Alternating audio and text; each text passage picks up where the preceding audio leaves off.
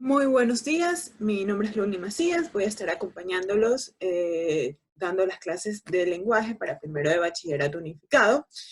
El día de hoy vamos a iniciar con las clases, con la primera unidad del libro, para lo cual voy a compartir la pantalla con ustedes para que puedan comenzar a observar.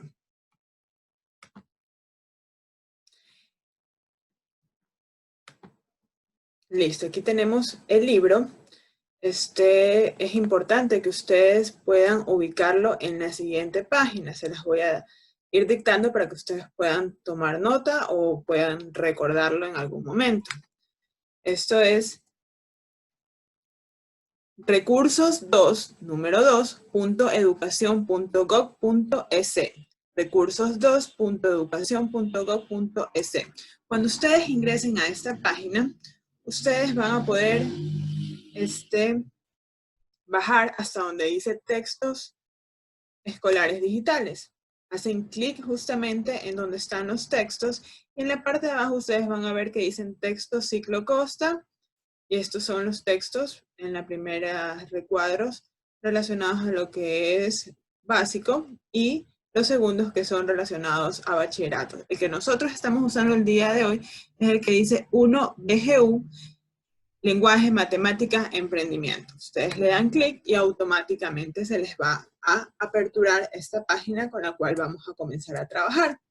Entonces vamos a ver lo que es la unidad 1 en materia de lenguaje. Vamos a bajar, vamos a bajar.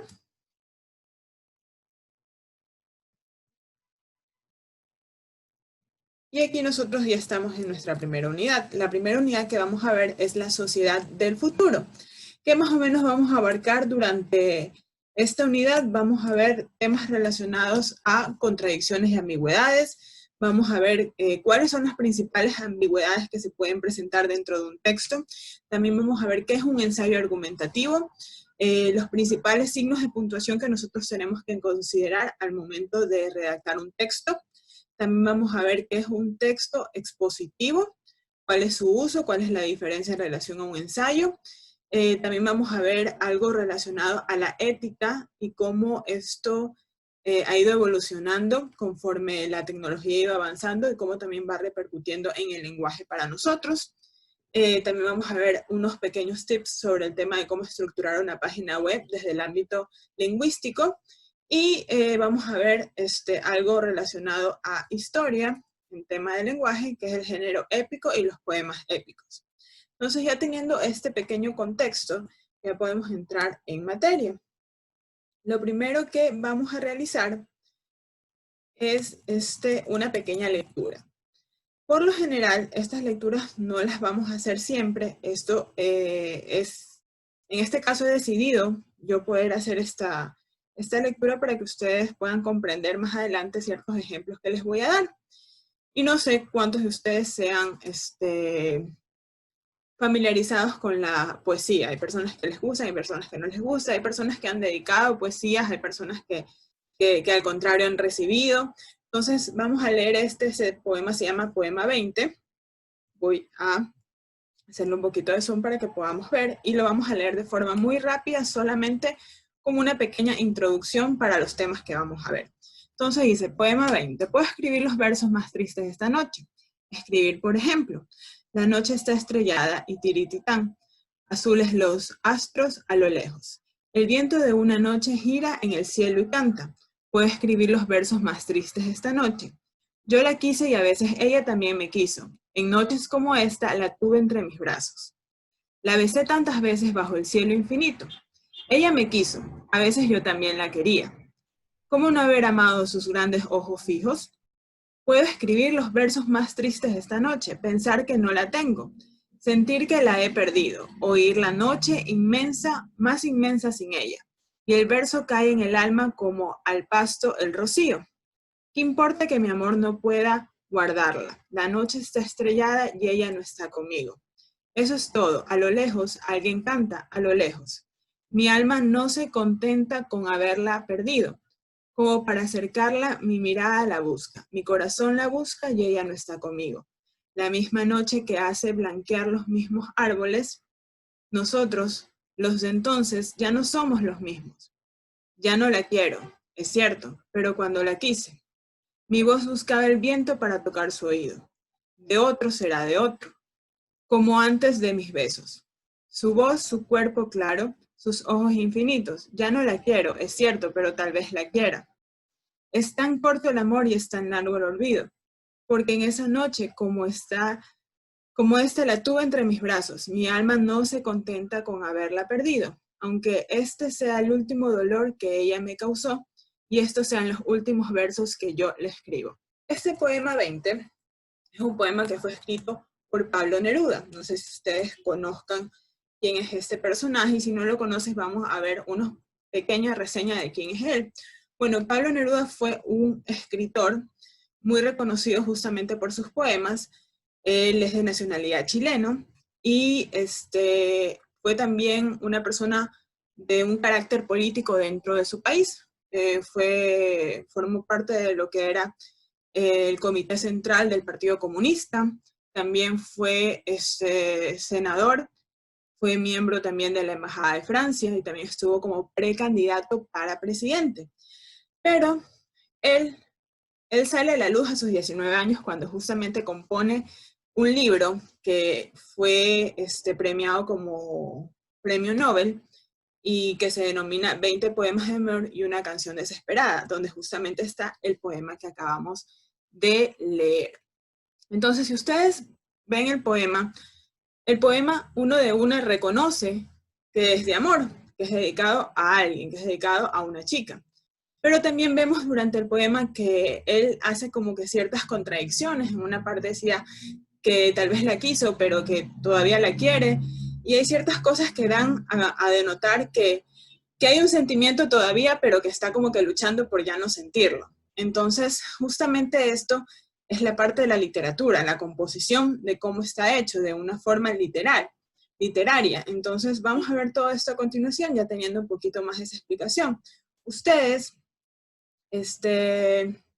si quieren, pueden ver algunos otros poemas de Pablo Neruda. Aquí ustedes tienen un link, si pueden verlo aquí, en el cual ustedes pueden abrirlo y van a poder ver más poemas. No lo vamos a ver nosotros, yo solamente les dejo la página como para que ustedes puedan verlo y para que puedan escucharlo. Eso ustedes lo pueden hacer en sus casas o en el dispositivo del celular, donde ustedes mejor convengan. Aquí también hay ciertas actividades que ustedes pueden responder para ir reconociendo temas de literatura. Así que les recomiendo que puedan hacer esta actividad dentro de sus casas. Y ahora sí, vamos a ir directamente a lo que es la materia. Vamos a ver contradicciones y ambigüedades. Pero antes, es importante que nosotros tengamos en claro dos conceptos. Cuando nosotros redactamos, hay dos tipos de redacciones que podemos hacer. Nosotros podemos tener un texto o escribir un texto de forma literaria o no literaria. Entonces vamos a ver qué es esto de literarios y no literarios. Primero, un texto literario se desarrolla en un ámbito de la ficción y que tiene como finalidad causar en el autor un placer estético. Ahora, ¿qué quiere decir esto? Cuando una persona escribe texto literario, es una forma figurativa de poner las cosas. Es una forma de adornar las frases, de ponerla de una forma linda para el lector, que el lector pueda tal vez sentir lo que el escritor está escribiendo. Nosotros podemos tener ejemplos sobre textos literarios en poemas, en narraciones, en fábulas, donde no todo es real, sino es figurativo. Si nosotros volvemos al ejemplo del texto, en las primeras frases, a lo que dice la noche está estrellada y tiritán, azules los astros a lo lejos, yo como persona me puedo imaginar el cielo súper despejado en el cual se puede ver absolutamente las estrellas y un panorama espectacular. Eso es lo que él me transmite, porque está hablando de una forma literaria. Pero al contrario, lo no literal, vamos a ver qué es esto. Dice que se desarrolla en el ámbito de lo real y tiene como finalidad expresar o informar algo. Entonces vemos que es lo contrario, mientras que el uno era ficción, el de acá ya es algo real. ¿Dónde nosotros podemos encontrar textos no literarios? Estos se pueden encontrar en las noticias, en artículos científicos, puede ser también en recetas, donde son cosas muy puntuales y reales. Es como que yo a ustedes les doy un ejemplo de que, digamos, la vacuna del COVID va a ser distribuida por Rusia a partir de enero. Eso es una noticia, yo quiero informar algo. Eso es una forma no literaria. Esa es una forma puntual, es una forma de expresar y de informar algo. Entonces ahí vemos las diferencias. Ya teniendo en consideración lo que es los textos literarios y no literarios, ahora sí vamos a entrar a nuestro tema, que son, en primer lugar, las contradicciones. Ahora, ¿qué es esto de las contradicciones? Las contradicciones es cuando uno dice lo opuesto a una afirmación. Uno se opone a algo, uno dice lo contrario de lo que ha dicho. En otras palabras, dice que es lo contrario de lo que se ha dicho previamente. Eso es una contradicción, por decirles. Si yo hoy digo el cielo es celeste y el día de mañana digo no, el cielo es blanco, es una contradicción. Yo estoy contradiciendo lo que he dicho. Nosotros aquí podemos ver un ejemplo, dice, el adjetivo es una categoría verbal que califica o determina el sustantivo. Por lo tanto, un adjetivo jamás calificará ni modificará de ninguna forma el sustantivo. O sea, si yo lo pongo a leer, quedo confundida, porque en la primera línea me dice que el adjetivo sí califica al sustantivo, pero en la segunda me dice todo lo contrario, que el adjetivo jamás califica al sustantivo. Entonces ahí es una contradicción, por eso es muy importante que cuando nosotros escribamos algún texto, lo transmitamos de la forma correcta sin contradicciones, porque esto crea confusión en los lectores. Vamos a ver el segundo caso, ya no la contradicción, ahora vamos a ver lo que son las ambigüedades, que no es lo mismo. Mientras que el uno es contradecir lo que uno ha dicho previamente, las ambigüedades es como que nos deja un sinsabor. Vamos a ver qué es. Dice que nos referimos a que su significado no es claro porque puede interpretarse de varias formas. Sin embargo, a diferencia de la contradicción, la ambigüedad no nace solamente del texto de un autor, que por descuido o intencionalmente ha permitido una ambigüedad, sino que encontramos que la ambigüedad es una propiedad del lenguaje mismo. Entonces la ambigüedad aquí nos dice que puede ser que se confunde el significado de lo que hemos querido expresar. Tal vez no hemos sido tan claros, hemos escrito un texto, pero no hemos sido completamente lo suficiente para que podamos entenderlo. Entonces yo les voy a dar aquí el ejemplo que estamos viendo. Dice, ¿has visto el nuevo banco que han puesto en la calle Bromelias? Si tú me preguntas eso, yo voy a decirte, ¿qué banco? ¿Me estás hablando de una institución financiera o me estás hablando de un banco donde yo me puedo asentar? Ahí queda ambiguo porque no ha sido claro, porque tu idea no ha sido completada al 100%. Otra cosa hubiera sido si hubiéramos preguntado, ¿has visto el nuevo banco de Machala que han puesto en la calle Bromelias? Ahí yo ya entiendo que es un banco financiero, es una institución que han puesto una nueva sucursal ahí. Ahí cambia totalmente el sentido, ya me queda completamente claro y ya no tengo ningún tipo de ambigüedad. ¿Qué más tengo? Tengo otro ejemplo. Mónica está enojada con Sofía porque es muy temperamental. Entonces, si lo leo así rápido, no sé quién es la temperamental, si es Mónica o es Sofía. Otra cosa fuera si yo le dijera, Mónica, quien es temperamental, está enojada con Sofía. Entonces yo digo, ya, entonces la que es temperamental es Mónica. Entonces hay ciertas palabras que a veces a nosotros se nos dificultan, hay ciertos lenguajes que tal vez crean cierta confusión en el lector, por eso es muy importante que nosotros resolvamos justamente estas ambigüedades al momento que escribimos. ¿Cómo resolvemos este tipo de ambigüedades? Primero, identificando dónde está. Segundo, siempre puedes pedir la ayuda de una segunda o tercera persona que lea tu texto y te diga, ¿sabes qué? Esto no me queda tan claro. Entonces, ahí nosotros ya podemos identificarlo, cambiarlo y modificarlo. Pero en el tema de las ambigüedades, hay como que una clasificación. Hay algunos tipos de ambigüedades que los vamos a ver a continuación. Aquí también ustedes tienen otra actividad que la pueden desarrollar para que puedan identificar cuando hay contradicciones o cuando hay ambigüedades. Y bueno, para ponerlos un poquito sobre aviso, yo les voy a dar otro ejemplo. Una contradicción puede ser lo que vimos justamente en el texto de Pablo Neruda. Había una frase en la que él dice, ya no la quiero, es cierto, pero cuando la quise. O había otra, ya no la quiero, es cierto, pero tal vez la quiero. Entonces habla de pasado, habla de presente, habla de que si la quiero o no la quiero. Eso es una contradicción. Es algo que no me queda muy claro. Es algo que no me cuadra totalmente. Es como cuando uno dice, la odio pero la amo. Eso también puede ser una contradicción. Tal vez la persona lo que quiere decir es que odia su forma de ser, pero la ama en sus sentimientos. Algo así puede ser.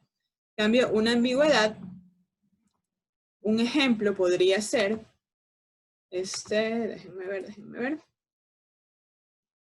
Una ambigüedad podría ser, esta alianza costó más de lo que esperaba. Si me dicen que una alianza costó más de lo que esperaba, yo tal vez lo que me estoy imaginando es que la alianza política me costó más de lo que yo imaginaba. O puedo pensar que la alianza, el anillo, costó más de lo que yo pensaba. Entonces, si yo lo especifico como que la alianza para casarme me costó más de lo que esperaba, yo ya sé a qué va dirigido. Entonces, siempre consideren eso en el tema de las contradicciones y ambigüedades. Y ahora sí, vamos al otro tema, que es como que la clasificación de las ambigüedades. Y aquí tenemos tres, la homonimia, la polisemia y la paronimia. Y ahora ustedes me van a decir, ¿qué es esto? Bueno, son diferentes tipos de ambigüedades que se dan, tal vez por palabras similares, por palabras que tienen diferentes significados, por palabras que se escriben iguales, pero que al momento de que las revisas en un diccionario tienen diferentes significados. Entonces vamos a ver cada una de ellas y vamos a comenzar por las palabras homónimas. Son aquellas que escribimos o pronunciamos igual, pero tienen un origen y un significado distinto.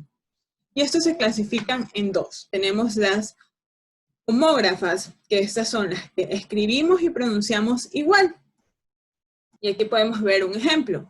El mimo trata a los niños con mimo. Si ven, se escribe completamente igual. Se pronuncia completamente igual, pero significan dos cosas diferentes. El mimo, el primero, se refiere al personaje, a la persona que se disfraza de mimo, que está de blanco y negro, y la segunda palabra con mimo es a cariño. Entonces son dos palabras que se escriben y se pronuncian igual, pero que significan dos cosas diferentes. La segunda clasificación relacionada a las palabras homónimas son las homófonas. Estas se pronuncian igual, pero su escritura es diferente. Y aquí tenemos de ejemplo, tuvo que cambiar el tubo de escape. Entonces, tuvo del verbo tener, que es el primero, y tuvo, que es el artículo. Entonces, si nosotros vemos aquí, se pronuncian muy parecido o igual, pero su significado, pero su escritura es totalmente diferente. Entonces, las palabras homónimas es la relación que se da entre dos palabras distintas que se pronuncian igual, pero tienen diferente significado. Entonces tenemos que tener mucho cuidado al momento de que nosotros redactemos, no vayamos a tener este tipo de ambigüedad con palabras homónimas. Tenemos siempre que identificar si lo que estamos escribiendo realmente va a expresar lo que queremos decir. Y además que es muy importante que pongamos las cosas también en contexto para poder entenderlas. Entonces, otro ejemplo de palabras homónimas podría ser, ese perro solo se porta bien cuando está su amo. Y otra oración que podríamos encontrar es, amo comer algo dulce después de cenar. Entonces, una va relacionada al amo, al dueño del perro, y la otra a amo de amor, de querer comer algo. Entonces, ahí podemos también ver otro ejemplito relacionado a las palabras homónimas. Luego de las palabras homónimas, nosotros tenemos la siguiente clasificación, que es la polisemia. ¿Qué es esto de polisemia? Bueno, La polisemia es aquellas que tienen dos o más significados que se relacionan entre sí. ¿Qué es esto de que tienen dos o más significados? Hay ciertas palabras que no solo significan una cosa, significan varias. Entonces nosotros tenemos que saber aplicar cuál es la palabra que vamos a usar en base a eso. Entonces aquí nos da un ejemplo que dice carta. La carta como papel escrito que una persona envía a otra para comunicarse con ella. Las cartas que antes enviaban, que ahora son correos electrónicos. ¿Qué más hay? Carta, cada uno de las cartulinas que componen la baraja, es decir, cuando uno juega naipes, que coge cartas. Y carta, lista de platos que se puede elegir en un restaurante, es decir, el menú. Entonces, en una palabra hemos encontrado tres significados diferentes. Y a eso justamente es a lo que se denomina la polisemia. Por eso es tan importante tener cuidado de qué es lo que vamos a utilizar al momento de escribir y cuál es el significado que le estamos dando. Otro ejemplo podría ser máquina. Hay máquinas para sacar fotos, hay máquinas para... la palabra máquina también se utiliza como la habitación para refrigerar, o también se utiliza para la máquina de una habitación del uso privado. Entonces son tres significados diferentes. O la palabra real. Tenemos que es algo que existe, puede ser real que pertenece a la realeza, o puede ser real la moneda que se utiliza en Brasil. Entonces ahí tenemos otro ejemplito más relacionado a las palabras polisemias. Y finalmente, en el último ejemplo, tenemos, importante, vuelvo a recalcar las actividades para que ustedes las puedan realizar en su casa y puedan reforzar y puedan practicar cuando se utilizan este tipo de clasificación. Si son palabras polisemias o palabras homonomias. Importante que ustedes puedan hacer estos pequeños ejercicios, ¿sí? Bueno, como les seguía indicando, tenemos también lo que es la parominia. En este caso, la parominia es la relación que se da entre palabras que se parecen en la forma, pero cuyo significado es totalmente distinto. Y si nosotros vemos aquí, hay un ejemplo. El problema de este muchacho no es de aptitud, o sea, no es que no está apto para, sino de actitud, con C, que es ya la personalidad. Entonces, esa es otra. Hay palabras que se pronuncian muy parecido, pero que se escriben distinto. Entonces nosotros tenemos que también tener cuidado al momento de que vayamos a escribir y no confundir este tipo de palabras, porque para el lector va a ser muy confuso, incluso para nosotros como lectores también. A veces hemos visto que hay ciertas palabras que decimos, pero ¿significa o no significa esto? Si uno no está totalmente convencido de que esa palabra se escribe así, es importante que vayamos a consultar a nuestras fuentes, que puede ser el diccionario, a nuestras fuentes, que puede ser actualmente páginas en internet que nos puedan aclarar el panorama.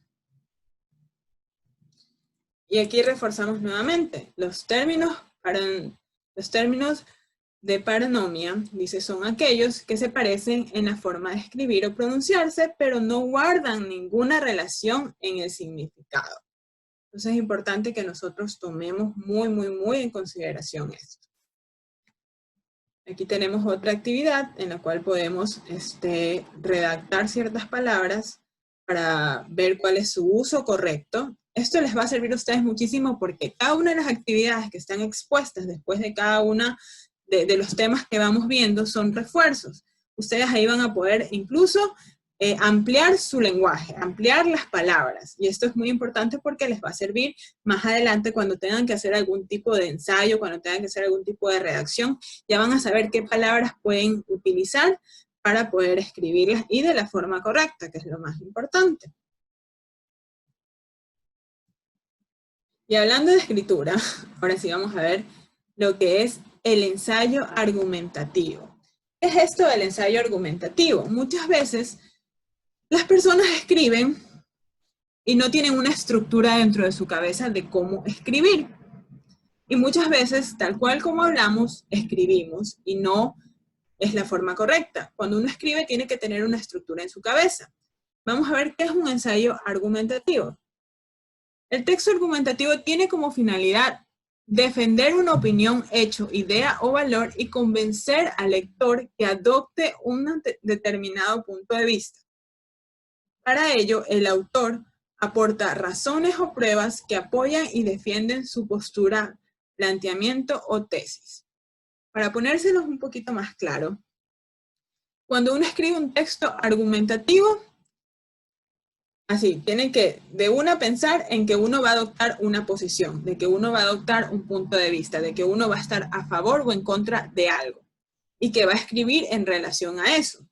Pero no solamente basta con que uno adopte una posición, adopte un punto de vista. Este punto de vista debe ser argumentado con fundamentos. Ahora, ¿qué es eso de argumentar con fundamentos? Argumentar con fundamentos es poner información verídica, información clara, que respalde, por decirles. Si yo quiero hacer un texto relacionado vamos a ponerles un ejemplo, a que el uso de redes sociales incrementa el comercio en el país, por decirles. Yo tengo que argumentar con cifras. Yo tengo que decir que el tanto por ciento de la población utiliza redes sociales, que el tanto por ciento de los negocios utiliza el marketing digital. De esa forma yo estoy argumentando. Yo no solamente puedo tener esa idea en mi cabeza de que sí, es verdad, el marketing digital aumenta el comercio en el país. No, yo tengo que tener fuentes de información que a mí también me sirvan de respaldo para poder argumentar. Bueno, dicho eso, ahora sí vamos a entrar en lo que es la estructura. Primero es importante que tengamos en nuestra cabeza 3 cosas para poder nosotros desarrollar un texto argumentativo. Primero, hay que seleccionar un tema de interés. Lo segundo, una posición frente al tema. ¿Estoy a favor o estoy en contra? Esa es mi opinión. Y lo tercero es argumentos que sustenten este punto de vista, como yo antes les dije. Es importante que tengamos fuentes de información que nos ayuden a nosotros a argumentar mi punto de vista. Entonces vamos viendo uno por uno. El primero es selección de un tema de interés. ¿De qué voy a hablar? Algo que me guste, algo de lo cual yo siempre estoy leyendo, algo de lo cual yo siempre estoy interesado de aprender más. De ese tema justamente voy a hablar. El autor debe buscar temas que produzcan su interés personal o aquello que se incline con novedades que suceden en el país o en el mundo. ¿Qué otro tema yo puedo elegir? Puede ser algo actual, algo que está pasando en este momento, es de mi interés. Puede ser tema económico, tema social, tema político, tema de salud. Ese tema que a ti te gusta, de eso uno tiene que hablar. Entonces, aquí tenemos como ejemplo de la selección de un tema, dice ejemplo, las corridas de toro. Eso es un tema. Muchas veces esos temas argumentativos son un poquito controversiales. Hay gente que va a estar a favor, hay gente que va a estar en contra, y es ahí cuando uno tiene que defender su postura. Entonces, la persona aquí ya decidió qué tema va a ser, y dice que es la corrida de toros. ¿Qué es lo segundo que va a hacer? Es tener una postura frente al tema. Como yo antes ya le mencioné, es saber si yo estoy en contra o estoy a favor de este tema. El autor que escribe un ensayo argumentativo y que ha escogido para ello un argumento de interés, seguramente tiene una opinión sobre el tema, es decir, que el autor está a favor o en contra de algo y podrá expresarlo libremente. Eso es lo bueno de este tipo de textos, que uno puede expresarse, uno puede decir, yo creo esto, yo considero que para mí la corrida de toros es buena, o para mí la corrida de toros no es buena. Entonces, una vez que ya tengo mi tema, lo segundo que tengo que hacer es exponer qué es lo que yo pienso. Entonces, en el ejemplo que seguimos viendo dice, pienso que las corridas de toros son espectáculos violentos. Es decir, que en este caso, el autor del texto tiene una postura en contra sobre las corridas de toros. Ahora lo tercero que vamos a ver son los argumentos. Ok, yo ya seleccioné mi tema, yo ya sé que estoy en contra de la corrida de toros, ahora tengo que explicar por qué estoy en contra de esto. Entonces, los argumentos son razonamientos que sirven para justificar una opinión. En un ensayo argumentativo es recomendable expresar argumentos que apoyen el punto de vista del autor, pero también anticipar aquellos argumentos que podrían tener un oponente en un debate para responder a ello. A este ejercicio lo llamamos contraargumentación. Entonces, no solamente basta con que yo tenga mis argumentos en contra de que la corrida de toros es violenta, sino que también tengo que tener en consideración que hay personas que van a contradecir lo que yo digo. Entonces yo ya tengo que tener en mi cabeza qué voy a expresar en relación a esas personas que no opinan igual que yo. Y seguimos con el ejemplo. Es verdad que la carne que consumo proviene de un animal que es maltratado. Es decir, que ese argumento puede estar siendo utilizado por las personas que no opinan igual que yo. Sin embargo, la muerte de animales no sucede en un contexto de espectáculo. Entonces ahí yo ya argumenté. Ok, está bien, puede ser que yo soy una persona que consuma, obviamente, alimentos carnívoros, alimentos hechos a base de carne, pero el tratamiento es diferente, porque en una corrida de toros, tú expones al animal ante todos a ver cómo está siendo agredido. Entonces, ahí es cuando ya viene mi argumento final. Entonces, hemos visto aquí que necesitamos tener 3 requisitos fundamentales para poder construir un ensayo argumentativo. Primero, la selección del tema. Segundo, determinar cuál es mi postura en relación al tema. Y tercero, argumentar. Tanto en la explicación de por qué yo estoy en contra o a favor, y también ver cuál va a ser la contraargumentación que se puede dar durante el proceso. Ahora sí, vamos a ver cuál es la estructura de este ensayo argumentativo. El ensayo argumentativo tiene 3 partes. Primero es la tesis, que es la idea u opinión que se pretende demostrar. Aquí vamos a seguir con un ejemplo. El uso de celular entre jóvenes puede desviar en dependencia. Ya aquí tenemos un tema. Entonces, esa es mi tesis, eso es lo que yo trato de comprobar, es un tema que yo trato de comprobar. El uso de celulares entre jóvenes puede desviar en dependencia. Eso es lo que yo voy el día de hoy a tratar. Entonces, esa es mi tesis. La segunda parte es la argumentación. Se aportan datos, hechos o razonamientos que demuestren la idea defendida en relación con el ejemplo anterior. Aquí es cuando ya puedo citar ciertas fuentes como autores, como instituciones, como datos estadísticos que apoyen mi argumento. Análisis de los patrones de uso de celular entre los jóvenes y sus consecuencias. Estrés y falta de atención. Aquí vemos que ya hay un análisis. Mi argumento está soportado por un análisis que me dice que el uso de celulares en los jóvenes trae consecuencias como el estrés y la falta de atención. Entonces ahí yo ya estoy argumentando en base a un estudio que tal vez realizó el autor o que tal vez pudo encontrar en alguna fuente. Y finalmente tenemos que dar una conclusión del tema. Es la parte del texto en el que el autor, con datos y razonamientos, confirma la tesis. Y en el ejemplo que seguimos dice, existe peligro de adicción al celular entre los adolescentes. Ok, yo expuse mi tema y dije, el uso de celulares entre jóvenes puede desviar en dependencia. Esa fue mi tesis. ¿Qué hice para poder demostrarlo? Hice un análisis el cual demostró que es verdad. Existe consecuencias como el estrés y la falta de atención. ¿Y qué puedo concluir de esto? Que hay un peligro de que los jóvenes se vuelvan adictos a los celulares. Esa es mi conclusión final. Entonces ahí pudimos ver cuál es la estructura. Tenemos que hay que tener una tesis, hay que tener una argumentación y hay que tener una conclusión válida. ¿Qué más podemos saber del ensayo argumentativo? Que existen algunos tipos. Tenemos el argumento de autoridad. Se cita aportaciones se citan aportaciones, teoremas también de personas reconocidas, prestigiosas en el ámbito de la ciencia, del arte, de la filosofía o del tema que tú estás haciendo. Entonces tienes que ver qué fuentes vas a utilizar, como les he dicho anteriormente, y aquí podemos citar autores que sean reconocidos, que sean importantes y que aporten a nuestro trabajo. ¿Qué más hay? Argumento de analogía. Se comparan dos hechos o situaciones y mediante un ejemplo se argumenta a favor de la tesis. Aquí, ¿qué podemos citar? Podemos citar casos prácticos que alguien haya ya hecho, que haya ya comprobado y que se haya manifestado.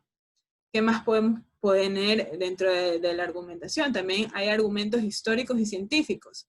Consiste en la utilización de datos objetivos aportados a la ciencia. Ahí es cuando vienen los estudios que yacen desde el periodo 2000 al 2020 sobre enfermedades relacionadas a la leucemia y niños. Entonces hay una historia que durante todo ese periodo han podido recopilar información relacionada a la leucemia y a niños que hoy en día me dan estos aportes. Eso ya viene a ser histórico y científico. ¿Qué más hay de sabiduría popular? Proverbios y refranes que de algún modo expresan una verdad aceptada comúnmente por la sociedad.